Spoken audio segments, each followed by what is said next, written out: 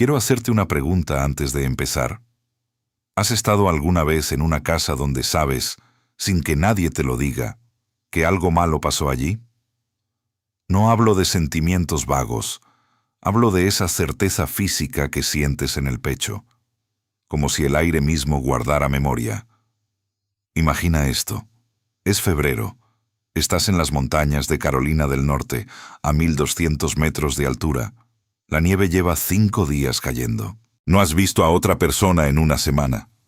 Caminas hacia la casa donde has trabajado durante 28 años. La casa donde creciste, en cierto sentido.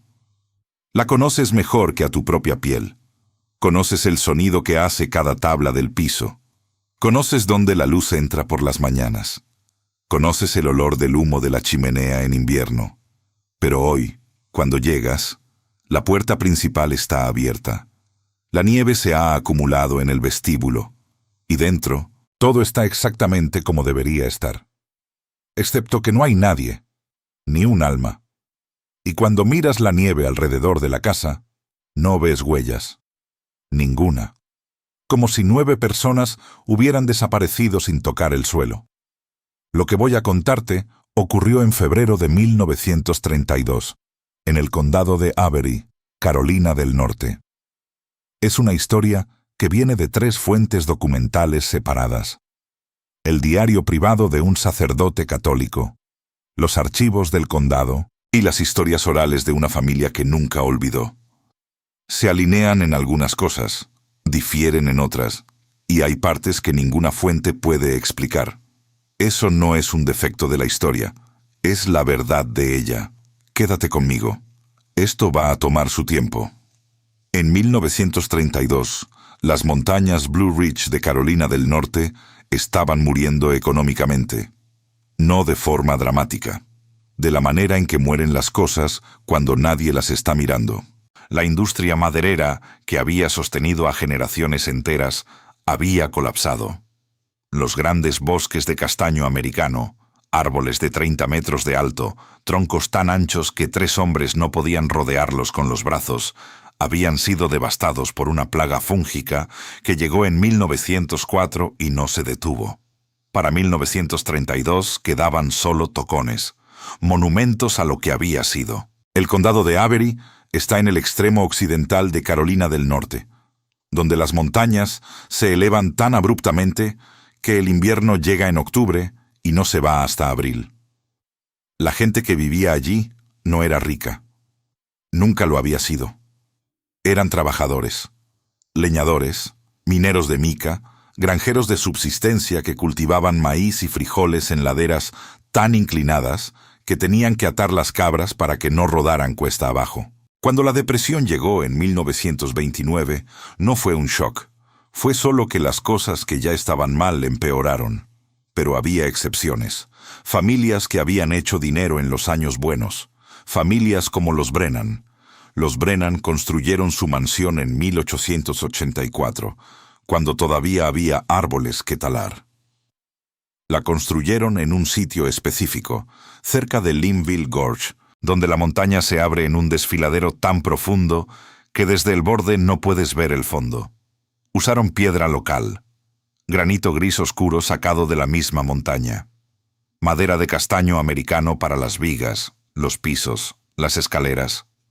3 pisos, 16 habitaciones, chimeneas de piedra en cada nivel. Era, según los registros del condado, una de las estructuras privadas más grandes en 100 kilómetros a la redonda. No era solo una casa, era una declaración. Los Brennan querían que todos supieran que habían llegado. Pero para 1932, esa familia estaba en ruinas. El patriarca, William Brennan, había muerto en 1928, dejando deudas que su hijo Martin no podía pagar. Martin era el último heredero, 41 años, veterano de la Primera Guerra Mundial. Había vuelto de Francia en 1919 con un temblor en las manos que nunca se detuvo. No hablaba de lo que había visto allá. La gente que lo conocía decía que bebía para mantener las manos quietas, que se había casado tarde, a los 35, con una mujer de Asheville llamada Catherine, de buena familia pero sin dinero. Tuvieron 2 hijas. Emma, 12 años. Clara, 9. Martin no sabía cómo administrar una propiedad. No sabía cómo administrar nada en realidad. Pero tenía orgullo. El tipo de orgullo que no te deja admitir que has perdido. La mansión necesitaba mantenimiento constante. Tejados que gotean, chimeneas que se agrietan, tuberías que se congelan. Y para eso, Martin dependía de un hombre llamado Tomás Villarreal Ochoa. Tomás tenía 52 años en 1932, hijo de inmigrantes asturianos. Sus padres, según los registros de inmigración en Ellis Island, llegaron a Estados Unidos en 1890. No vinieron buscando el sueño americano. Vinieron porque en Asturias no había trabajo y había hambre. Se establecieron en Carolina del Norte porque había minas de mica. Trabajo duro, pago malo, pero trabajo al fin. Tomás nació en 1880, en una cabaña de madera a 3 kilómetros de donde eventualmente se construiría la mansión Brennan. Creció hablando español en casa, inglés afuera. Aprendió carpintería, albañilería, todo lo que un hombre necesita saber para sobrevivir en las montañas. A los 24 años, en 1904, fue contratado por William Brennan como capataz de la propiedad. Se casó con Dolores Méndez en 1906. Ella era cocinera de la familia Brennan. Vivían en una cabaña separada, a unos 200 metros de la casa principal, al borde del bosque. Tomás conocía cada centímetro de esa propiedad. Él había reparado el techo después de la tormenta de 1911. Había reconstruido la chimenea del sótano en 1917. Había talado los árboles que cayeron durante el huracán de 1923. Tenía una cicatriz de quemadura en el antebrazo izquierdo, de cuando una estufa de leña explotó en 1920. Caminaba inclinado ligeramente hacia la derecha, una asimetría ganada después de años de cargar troncos sobre el hombro derecho. Sus manos estaban marcadas por el trabajo. Callos gruesos. Uñas permanentemente manchadas de tierra y resina de pino. Dolores tenía 49 años. Mano derecha deformada por artritis temprana, los dedos curvados en ángulos que no deberían existir. Había perdido 2 hijos en la infancia. Difteria, en 1919. Después de eso, algo en ella cambió. Se volvió más callada, más religiosa. Pero su religión no era exactamente la que el padre Salazar reconocía en misa. Dolores hablaba con los muertos, o al menos decía que ellos le hablaban a ella. En sueños, el padre Eusebio Salazar era el sacerdote de la misión católica de Linville, 63 años, sordo del oído derecho por una infección que nunca fue tratada adecuadamente. Nacido en Galicia, España. Llegó a Carolina del Norte en 1898, enviado por la diócesis para servir a los inmigrantes españoles que trabajaban en las minas. Era un hombre educado. Leía latín, griego, gallego, español, inglés. Mantenía un diario privado donde documentaba confesiones, eventos, pensamientos que no debía escribir, pero escribía de todas formas. Ese diario fue descubierto en 1974 en los archivos diocesanos de Asheville, y en él, el padre Salazar documentó lo que ocurrió en febrero de 1932. El invierno de ese año fue brutal. Las temperaturas cayeron bajo cero a mediados de enero y no subieron. Los ríos se congelaron. La nieve comenzó a caer el 8 de febrero y no paró durante 3 días. Para el 11 de febrero, había más de 1 metro de nieve en el suelo. Las carreteras estaban intransitables. Las comunidades montañosas quedaron aisladas. No había teléfonos. No había electricidad en la mayoría de los hogares. Si algo pasaba, estabas solo. Y algo pasó. El 8 de febrero de 1932, según el diario del padre Salazar, Tomás Villarreal Ochoa fue a la casa principal por última vez antes de que comenzara la tormenta. Martin Brennan le había pedido que revisara la chimenea del sótano. Había estado haciendo un ruido extraño, dijo Martin, como un silbido, Tomás bajó. Revisó la chimenea. No encontró nada malo, pero notó algo que no le gustó. En su declaración al sheriff del condado, semanas después, Tomás dijo esto: la pared del sótano, la pared sur, la que yo mismo ayudé a construir en 1904, estaba húmeda. No debería estarlo. Es invierno. Todo está congelado. Pero cuando puse la mano sobre la piedra, estaba tibia, y podía oler algo. Tierra mojada, metal, algo dulce que no debería ser dulce. Le dijo a Martin que vigilara esa pared. Martin asintió, pero no dijo nada más. Tomás subió. La tormenta comenzó esa noche. Durante 5 días, Tomás y Dolores permanecieron en su cabaña. La nieve era demasiado profunda para caminar. El viento era tan fuerte que arrancó parte del techo de su cobertizo. Se quedaron adentro, quemando leña, comiendo lo que habían almacenado. Dolores apenas hablaba. Tomás le preguntó qué le pasaba. Ella dijo: soñé con la casa. Soñé que estaba vacía. Soñé que la montaña se los llevó. Tomás no era un hombre supersticioso, pero conocía a Dolores. Sabía que cuando ella soñaba ciertas cosas, era mejor escuchar. El 13 de febrero, la tormenta se detuvo. El cielo se aclaró. Tomás decidió caminar hasta la casa principal para ver cómo estaba la familia Brennan. Dolores no quiso ir con él al principio, pero finalmente cedió. Caminaron 200 metros a través de nieve hasta las rodillas. El aire estaba tan frío que dolía respirar. Cuando llegaron a la casa, lo primero que vieron fue la puerta principal, abierta, nieve acumulada en el vestíbulo. Tomás entró primero. Llamó. Nadie respondió. El vestíbulo estaba helado. La nieve había formado una capa delgada sobre el piso de madera. Pero más allá de eso, todo estaba en orden. Abrigos colgados en el perchero. Botas alineadas contra la pared. Tomás caminó hacia el comedor, y allí estaba la mesa, puesta para 9 personas, platos con comida, pollo asado, papas, pan, pero fría, no podrida. Después de 5 días, la comida debería estar podrida, o al menos congelada y descolorida, pero se veía como si acabara de servirse. Dolores se quedó en la puerta del comedor. No entró. Dijo: Tomás, no está bien. Algo no está bien. Tomás fue a la sala, la chimenea, las brasas, aún tibias. Él puso la mano sobre ellas, tibias. Después de 5 días, las brasas deberían estar muertas, frías, pero estaban tibias. Subió al segundo piso, las habitaciones, las camas deshechas, ropa tirada en el suelo, como si todos hubieran salido corriendo en medio de la noche.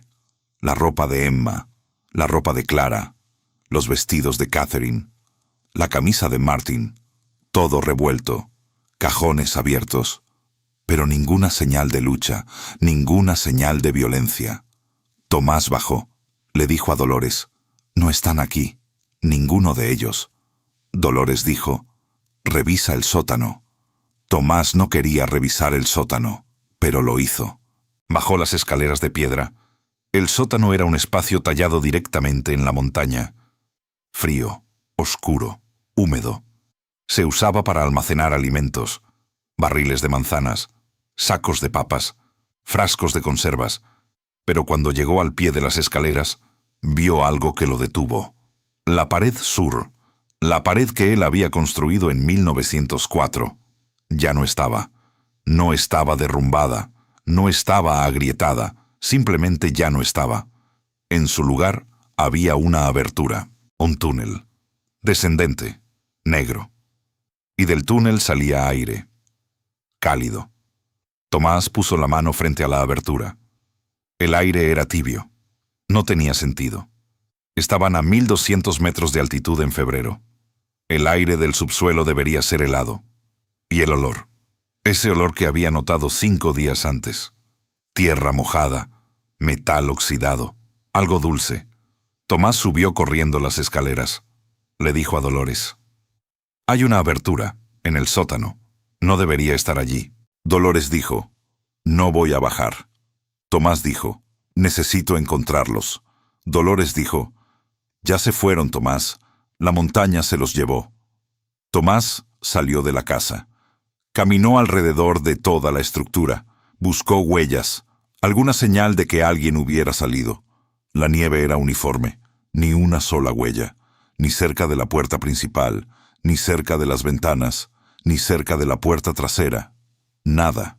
Como si 9 personas hubieran desaparecido sin tocar el suelo. Regresó adentro. Fue al estudio de Martin.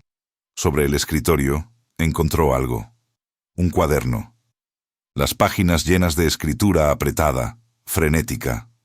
La letra de Martin se deterioraba hacia el final. Las primeras entradas eran de enero. 5 de enero. He estado bajando al sótano por las noches. Hay algo en esa pared. La pared sur. La oigo. No es imaginación. Catherine dice que estoy bebiendo demasiado. Quizás. Pero sigo oyéndola. 12 de enero. La pared está caliente ahora. Le pedí a Tomás que la revisara. No le dije por qué. No sabría cómo explicarlo. Por la noche pongo la mano sobre la piedra y siento vibración. Como un pulso. 20 de enero.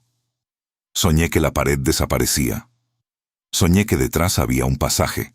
Y al final del pasaje, voces, cantando. En un idioma que no conozco pero que entiendo. 1 de febrero. Anoche bajé otra vez. Puse el oído contra la piedra y escuché algo. No fue imaginación. Eran voces, armonías, como un coro. Catherine me encontró allí a las 3 de la mañana. Está asustada. Las niñas están asustadas. Pero no puedo parar. La última entrada era del 7 de febrero. Me está llamando. Sé que suena loco. Pero me está llamando. Dolores lo sabe. La vi mirándome durante la cena. Ella sabe. Hay algo bajo esta casa. Algo más viejo que la casa. Más viejo que nosotros. Y quiere que baje. No tengo miedo. Debería tener miedo. Pero no lo tengo. Me siento como si finalmente fuera a volver a casa. Tomás cerró el cuaderno. Bajó al sótano otra vez, esta vez con una linterna de queroseno. Se acercó a la abertura. Miró hacia adentro.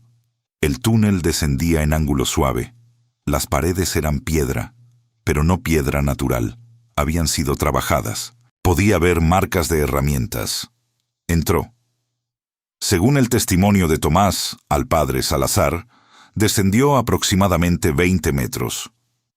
El túnel era lo suficientemente ancho para que un hombre caminara con los brazos extendidos sin tocar las paredes.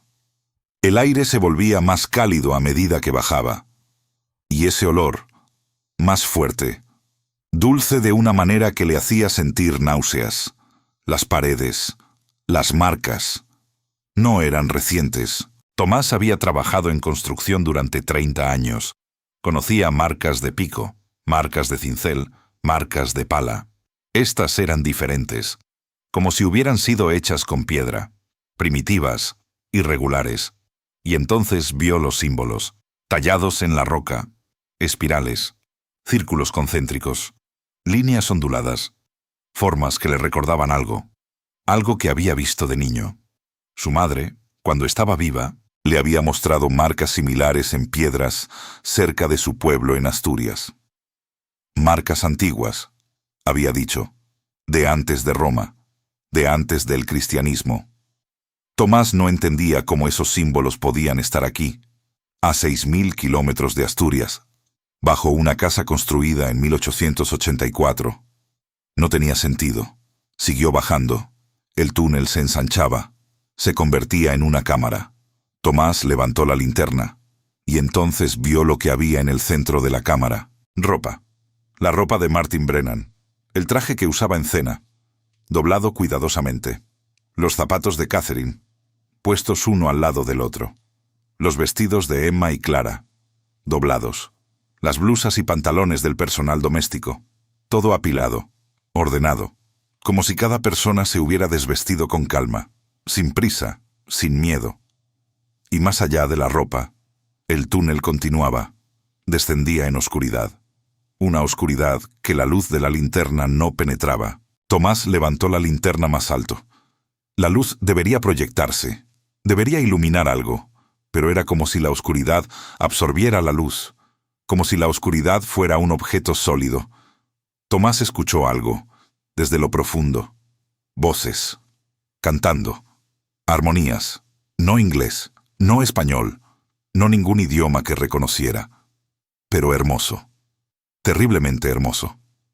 Retrocedió, subió el túnel corriendo, salió del sótano, cerró la puerta, no volvió a bajar. Esa noche, él y Dolores caminaron 3 kilómetros hasta Linville para buscar al padre Salazar. El padre Salazar documentó todo en su diario. El 14 de febrero de 1932 escribió: Tomás Villarreal vino a mi puerta anoche. Estaba pálido, temblando, no de frío, de miedo. Dijo que la familia Brennan había desaparecido. Dijo que había encontrado algo bajo la casa, algo imposible. Le pregunté qué había visto exactamente. Me describió un túnel, símbolos en las paredes, ropa abandonada, voces cantando desde la oscuridad. Le pregunté si había estado bebiendo. Me miró como si lo hubiera insultado. Dijo que Dolores también lo había visto, que ella se negaba a acercarse al sótano, que ella había soñado con esto antes de que pasara. Le dije que iría con él por la mañana. El 15 de febrero, el padre Salazar y Tomás regresaron a la mansión. El padre Salazar bajó al sótano. Vio la abertura. Bajó al túnel con Tomás. En su diario escribió: Lo que vi me quitó el aliento. No por miedo, por reconocimiento. Los símbolos en las paredes. Los conozco. Son símbolos precristianos. Celtas, gallegos. Los he visto en piedras antiguas en mi tierra natal. Espirales que representan ciclos. Círculos que representan la totalidad. Líneas onduladas que representan agua o el viaje de las almas. Pero, ¿cómo llegaron aquí? ¿Quién los talló? Tomás dice que esta pared fue construida en 1904. Él mismo la construyó. Pero estos símbolos no son de 1904. Son antiguos, muy antiguos. Bajamos a la cámara, vimos la ropa, doblada, ordenada, y más allá, la oscuridad que no se deja iluminar. Me acerqué, escuché las voces, canto, armonías que me recordaron cantos gregorianos, pero más antiguos, como si el canto gregoriano fuera una copia de algo anterior. Le pregunté a Tomás si quería seguir. Dijo que no. Yo tampoco quería. Salimos. El padre Salazar selló la puerta del sótano con clavos y tablas. Luego fue al pueblo y reportó las desapariciones al sheriff del condado, Horace Vance. El sheriff Vance vino a la mansión. Tomó notas. Vio la mesa puesta. Vio las camas deshechas. Vio la ausencia de huellas en la nieve. Bajó al sótano. Vio la abertura. No bajó al túnel. En su reporte oficial, fechado el 18 de febrero de 1932, escribió: 9 personas reportadas desaparecidas. Martin Brennan, Catherine Brennan, Emma Brennan, Clara Brennan y 5 miembros del personal doméstico. No se encontraron cuerpos, no se encontraron señales de lucha. La casa está intacta. Se encontró una abertura en el sótano que no aparece en los planos de construcción originales. La abertura parece ser natural, posiblemente una cueva. No se realizó exploración debido a condiciones inseguras. Pero en una carta privada al sheriff del condado de Watauga, fechada el 22 de febrero y descubierta en los archivos estatales de Carolina del Norte en 1981, el sheriff Vance escribió algo diferente. Tom, no voy a investigar esto más. Sé lo que vas a pensar. Pero te voy a decir algo que mi abuelo me dijo cuando yo tenía 10 años. Hay lugares en estas montañas que son más viejos que nosotros. Lugares donde se construyeron cosas hace mucho tiempo. Cosas que no entendemos. Y hay lugares donde las personas construyen encima de lo que ya estaba allí. Y a veces, lo que estaba allí primero no ha terminado de usarlo. La casa Brennan se construyó sobre algo. No sé qué. Pero los símbolos que vi en ese túnel no fueron tallados por nadie en este siglo. Y las voces que dicen que se escuchan. Tomás las escuchó, el padre Salazar las escuchó, y yo no voy a pretender que no las escuché también. Cantando. En un idioma que ninguno de nosotros conoce. Voy a cerrar el caso como desapariciones sin resolver. Voy a recomendar que la propiedad sea sellada. Y voy a sugerir, con el mayor respeto, que algunas cosas es mejor no investigarlas demasiado. El caso se cerró el 1 de marzo de 1932. Ningún cuerpo fue encontrado. La mansión fue declarada legalmente abandonada en 1934, cuando el banco no pudo localizar herederos. Tomás y Dolores se mudaron de la propiedad en marzo de 1932. Se fueron a vivir con familia en el condado de Watauga. Tomás nunca volvió. Dolores nunca volvió. Pero Dolores siguió hablando de ello. Según testimonios orales compilados por el Appalachian Studies Center de la Universidad Estatal de los Apalaches en 1975, Dolores Ochoa vivió hasta 1963. Durante esos 31 años, habló casi exclusivamente en español y gallego. Se negó a hablar inglés después de 1932. Cuando le preguntaban por qué, decía: «El inglés es el idioma que trajeron aquí. Pero la montaña habla más antiguo». Hablaba de la noche del 8 de febrero. Decía que había escuchado a Martin Brennan levantarse de la cama, que había escuchado sus pasos bajando al sótano, que había escuchado voces, no la voz de Martin, voces, muchas, cantando, y que al amanecer, cuando salió de su cabaña para caminar hacia la casa principal, supo que ya no había nadie allí. En su lecho de muerte, según su nieta Elena Ochoa, entrevistada en 1975, Dolores dijo esto: «La montaña se los llevó, no como castigo, como pago. Martin le debía algo, no dinero, algo más antiguo que el dinero. Todos le debemos algo a la tierra donde vivimos. Y si no pagamos, la tierra cobra de otra manera». Martin sabía. Por eso no tenía miedo. Por eso se quitó la ropa con calma. Por eso llevó a su familia. Porque sabía que era hora de pagar. El padre Salazar escribió su última entrada sobre el caso en 1940, antes de morir. «He pasado 8 años tratando de reconciliar lo que vi en esa casa con lo que la Iglesia me enseñó sobre el mundo. No puedo. Ambas cosas son ciertas, y se contradicen. La Iglesia dice que solo Dios tiene dominio sobre las almas. Pero yo escuché esas voces, y no eran demonios, no eran ángeles. Eran algo anterior, algo que estaba aquí antes de que nosotros tuviéramos nombres para lo sagrado, los símbolos en las paredes. Los conozco de Galicia, de piedras que tienen 3000 años. ¿Cómo llegaron aquí? ¿Los tallaron los antepasados de Tomás?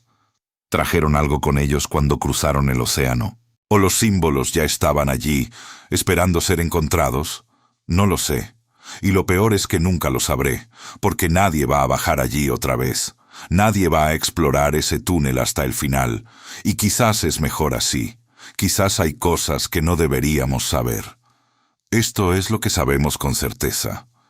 Según los registros del condado de Avery, 9 personas desaparecieron de la mansión Brennan entre el 8 y el 13 de febrero de 1932.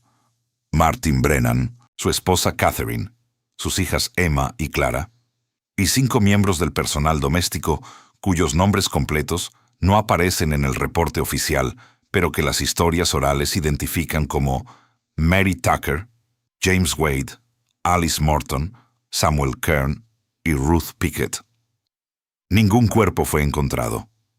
No hubo señales de lucha. No hubo señales de salida.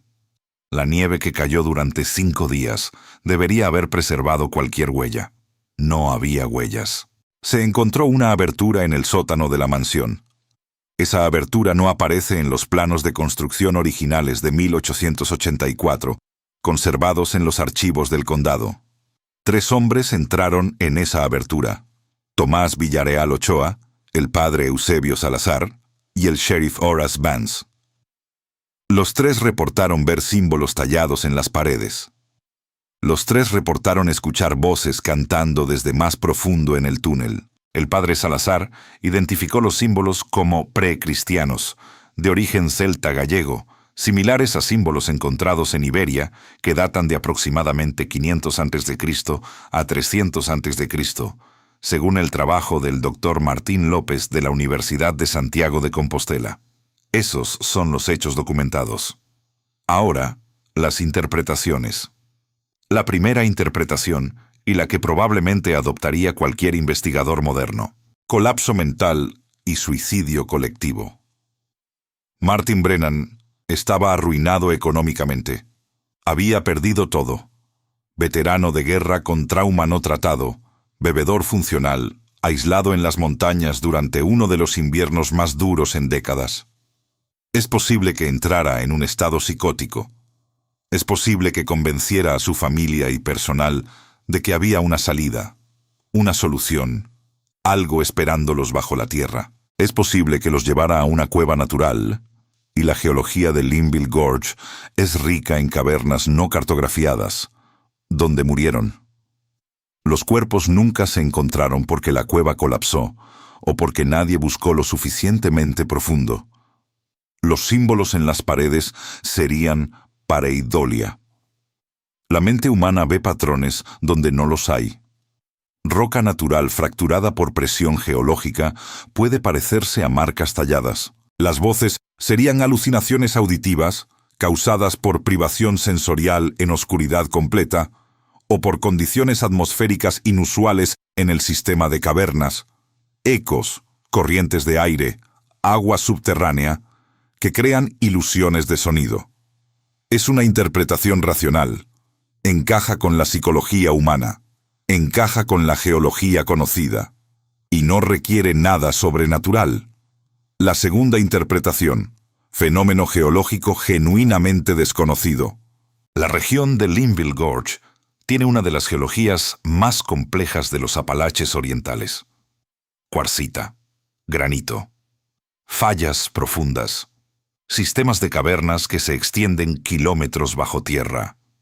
Es posible que exista una red de cavernas no cartografiadas con condiciones atmosféricas que aún no comprendemos, gases subterráneos, campos magnéticos, resonancias infrasónicas que afectan el cerebro humano de maneras que producen alucinaciones auditivas y visuales. Los habitantes de la mansión podrían haber estado expuestos a estas condiciones durante semanas sin saberlo. Martin Brennan, bajando al sótano cada noche, exponiéndose a lo que fuera que emanaba de esa abertura. Desorientación progresiva. Finalmente, en un estado de confusión colectiva, toda la familia y el personal caminaron hacia el sistema de cavernas y se perdieron. Es menos convencional que la primera interpretación, pero sigue siendo materialista. No requiere nada más allá de la física y la química que conocemos, solo aplicadas en condiciones inusuales. La tercera interpretación: conexión cultural ancestral. Los Ochoa eran de Asturias, región con tradiciones precristianas profundas, tradiciones sobre lugares de poder, lugares donde el mundo de los vivos y el mundo de los muertos se tocan. Es posible que cuando los Ochoa emigraron, trajeron más que solo sus cuerpos y sus herramientas. Trajeron memoria cultural, trajeron conocimiento sobre cómo marcar ciertos lugares, cómo protegerse de ciertos lugares. Tomás o sus antepasados podrían haber tallado esos símbolos. No en 1904 cuando se construyó la pared, antes o después, en secreto, como protección. Pero Martin Brennan, sin entender lo que significaban, sin entender el peligro, los activó de alguna manera, o los violó. Y lo que fuera que esos símbolos estaban conteniendo o invocando, respondió. Esta interpretación requiere aceptar que la memoria cultural puede funcionar de maneras que no entendemos completamente, que las personas pueden llevar conocimiento sin saber que lo llevan, que los símbolos pueden tener función más allá de lo decorativo, y la cuarta interpretación, genuinamente inexplicable, que la montaña donde se construyó la mansión tiene una historia anterior a cualquier presencia humana en el continente, que los símbolos no fueron tallados por los Ochoa ni por nadie en el siglo XX o XIX o XVIII. Que estaban allí antes, esperando, que Martin Brennan no descubrió el túnel, que el túnel lo descubrió a él, que lo llamó. Que él escuchó esa llamada porque era el tipo de persona que podía escucharla. Que llevó a su familia porque sabía, en algún nivel que no podía articular, que era hora de pagar una deuda que nadie sabía que existía. Esta interpretación no puede ser probada, pero tampoco puede ser refutada con la evidencia que tenemos. Y aquí está la verdad incómoda. Todas estas interpretaciones encajan con los hechos documentados. Ninguna puede ser probada desde los hechos documentados. Eso no es un fallo de la historia. Es la naturaleza de la historia, cuando trata con experiencia humana en los márgenes de lo comprensible. Lo que sí podemos decir es esto. La mansión fue abandonada. El banco no pudo venderla. En 1938, durante la construcción del Blue Ridge Parkway, el Servicio de Parques Nacionales contrató trabajadores para demoler estructuras en el camino del nuevo camino. La mansión Brennan estaba en ese camino. Según los registros de construcción del Parkway, conservados en los archivos del Servicio de Parques Nacionales, los trabajadores se negaron a demolerla. En un reporte fechado el 12 de junio de 1938, el supervisor del sitio, un hombre llamado George Hensley, escribió: «Los hombres dicen que escuchan voces de noche. Dicen que ven luces moviéndose en las ventanas. 3 hombres entraron a la estructura ayer.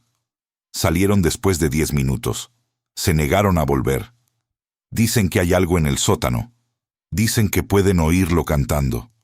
He intentado razonar con ellos, pero están asustados. Voy a recomendar que la estructura se deje en pie y que la ruta del Parkway se desvíe». La ruta se desvió. La mansión permaneció en pie hasta 1956, cuando un deslizamiento de tierra causó el colapso parcial de la estructura.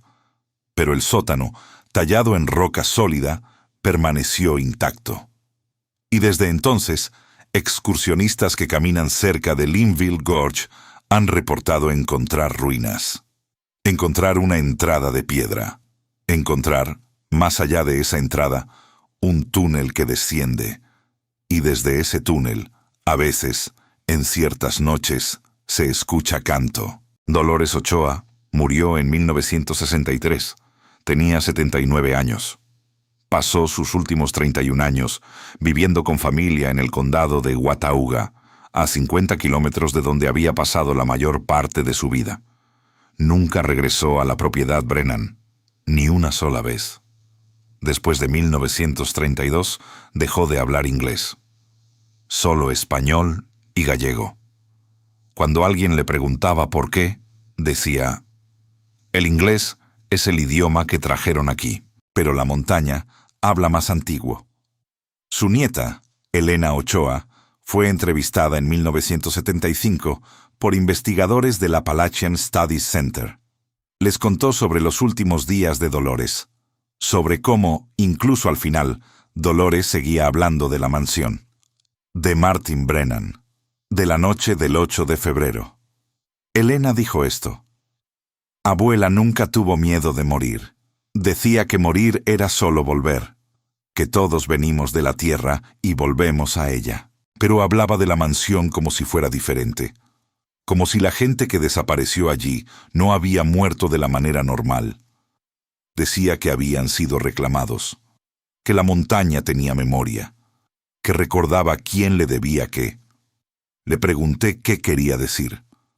Dijo que Martin Brennan había tomado mucho de la montaña: madera, piedra, tierra. Había construido su fortuna con lo que sacó de allí, y que la montaña, eventualmente, cobró. No con rabia, solo con la paciencia de las cosas antiguas, que saben que el tiempo siempre está de su lado. Le pregunté si creía que Martin había sabido lo que iba a pasar. Dijo que sí, que por eso no tenía miedo, que por eso se quitó la ropa con calma, que por eso llevó a su familia. Porque en algún nivel profundo, más profundo que el pensamiento consciente, sabía que era hora de irse a casa, y que su hogar nunca había sido esa mansión, había sido lo que estaba debajo. El padre Salazar murió en 1940. Su diario privado no fue descubierto hasta 1974, cuando los archivos diocesanos de Asheville fueron reorganizados y digitalizados. Las entradas sobre la mansión Brennan causaron conmoción entre los historiadores locales. Algunos las descartaron como fantasía. Otros las tomaron como evidencia de que algo genuinamente extraño había ocurrido. En 1978, un excursionista llamado David Corrigan estaba caminando cerca del sitio donde había estado la mansión. Llevaba una cámara. Tomó fotografías de las ruinas. Una de esas fotografías ha circulado ampliamente en foros de Internet dedicados a fenómenos inexplicables de los Apalaches. En la fotografía se ven los restos del sótano, piedras apiladas, vigas de madera podridas, y en la entrada del sótano, borrosa pero claramente visible, una figura, de pie, mirando hacia la cámara, vestida con ropa de principios del siglo XX, un traje oscuro, imposible de identificar con precisión debido a la borrosidad. Corrigan reportó que cuando bajó la cámara no había nadie allí, que estaba completamente solo, que el silencio era absoluto, pero que cuando levantó la cámara otra vez, sintió que alguien lo estaba observando desde la entrada del sótano. No tomó más fotografías, salió del área, no regresó. Ahora, ¿qué hacemos con una historia como esta? Podemos descartarla como folclore, como el tipo de historia que crece en comunidades rurales, donde la gente tiene mucho tiempo para pensar y pocas respuestas para las cosas malas que pasan, donde la necesidad de significado supera la necesidad de verdad factual. Podemos leerla como psicología, como un estudio de caso sobre cómo el trauma, el aislamiento económico y la desesperación pueden crear episodios colectivos de delirio, sobre cómo las comunidades procesan pérdida inexplicable inventando narrativas que dan sentido a lo que no tiene sentido. Podemos leerla como historia social, como evidencia de las tensiones entre inmigrantes y élites locales en los Apalaches de principios del siglo XX, de cómo la memoria cultural viaja con las personas a través de océanos y generaciones, de cómo los símbolos y rituales persisten incluso cuando su significado original se pierde. O podemos leerla como lo que pretende ser, un registro honesto de algo que 3 hombres vieron y no pudieron explicar, de 9 personas que desaparecieron sin dejar rastro, de voces que todavía se escuchan cantando en un túnel que no debería existir. No tengo la respuesta. No creo que exista una respuesta. Y creo que eso es precisamente lo que hace que esta historia sea importante. Vivimos en un mundo que nos ha enseñado que todo puede ser explicado, que para cada pregunta hay una respuesta, que la ciencia, dado suficiente tiempo y recursos, eventualmente iluminará cada rincón oscuro. Y en su mayoría, eso es cierto. En su mayoría, el mundo funciona de acuerdo a leyes que podemos entender y predecir. Pero en su mayoría, no es lo mismo que siempre. Y las historias como esta, historias que existen en archivos oficiales, documentadas por personas sobrias y confiables, que no encajan limpiamente en ninguna categoría, nos recuerdan que el mundo es más grande de lo que nuestras categorías permiten. Pienso en Tomás a veces, en cómo debe haberse sentido caminando hacia esa casa el 13 de febrero, conociendo cada tabla del piso, cada grieta en las paredes, conociendo la casa mejor que a su propia piel, y luego encontrar que la cosa que conocía tan bien había cambiado, que ya no era segura, que algo bajo ella, algo más antiguo que ella, había emergido. Pienso en Martin Brennan, en sus últimas semanas, bajando al sótano cada noche, poniendo las manos sobre esa pared, escuchando. Y la pregunta que no puedo responder, ¿estaba enloqueciendo? ¿O estaba escuchando algo real? Y pienso en Dolores. En cómo vivió 31 años después de aquella noche, negándose a hablar el idioma de la tierra que la había adoptado, aferrándose al idioma de la tierra de donde venía. Como si el idioma fuera protección, como si nombrando las cosas en español y gallego pudiera mantenerlas en el mundo que entendía. Hay una última cosa que quiero mencionar. En 2003, un geólogo de la Universidad Estatal de los Apalaches, llamado Dr. Richard Chen, estaba estudiando la formación de Linville Gorge. Estaba específicamente interesado en sistemas de cavernas no cartografiados. Usando sonar de penetración terrestre, mapeó una red de cavernas que se extienden aproximadamente 3 kilómetros bajo la superficie, en el área general donde había estado la mansión Brennan. En su reporte, publicado en el Journal of Appalachian Geology en 2004, escribió algo que me ha quedado grabado. Las cavernas muestran patrones de formación inconsistentes con procesos geológicos conocidos. Las cámaras están dispuestas en lo que parece ser un patrón intencional. Radial. Como rayos de una rueda, convergiendo hacia una cámara central aproximadamente a 400 metros de profundidad. La cámara central no muestra formación natural. Es demasiado simétrica, demasiado redonda. Y cuando procesamos los datos del sonar, encontramos algo extraño. Ecos. Como si hubiera objetos en la cámara, objetos grandes. Pero cuando intentamos una segunda exploración, los ecos no estaban. El equipo funcionaba perfectamente, pero los ecos no estaban. Recomiendo exploración física, pero hasta la fecha no se ha conseguido financiamiento. Y honestamente, después de leer los archivos históricos del área, parte de mí se alegra. No sé si el doctor Chen estaba siendo sincero o irónico en esa última oración, pero me gusta que lo dejara allí, que no lo explicara, porque esa es la naturaleza de estas historias. No se resuelven, se terminan, y la diferencia importa. Antes de que te vayas, quiero saber qué piensas. ¿Qué haces con una historia como esta? ¿La lees como psicología, como geología, como algo que no tiene categoría? Déjamelo en los comentarios. Estoy genuinamente curioso sobre dónde aterrizas. Si eres nuevo aquí, quédate. Tenemos más historias como esta. Historias que no se resuelven limpiamente, que permanecen contigo, que te despiertan a las 3 de la mañana cuando la casa está en silencio y el mundo afuera está muy oscuro y muy quieto. Y si ya has estado aquí antes, gracias por volver. Gracias por sentarte conmigo en la oscuridad y escuchar historias sobre cosas que quizás pasaron, o quizás no, pero que de cualquier manera nos recuerdan algo importante, que el mundo es más grande y más viejo y más extraño de lo que la parte de él que podemos ver nos deja creer. Cuídate. Y si alguna vez estás en las montañas de Carolina del Norte, cerca de Linville Gorge, y escuchas canto en un idioma que no reconoces, haz lo que hizo Tomás. Sal de allí.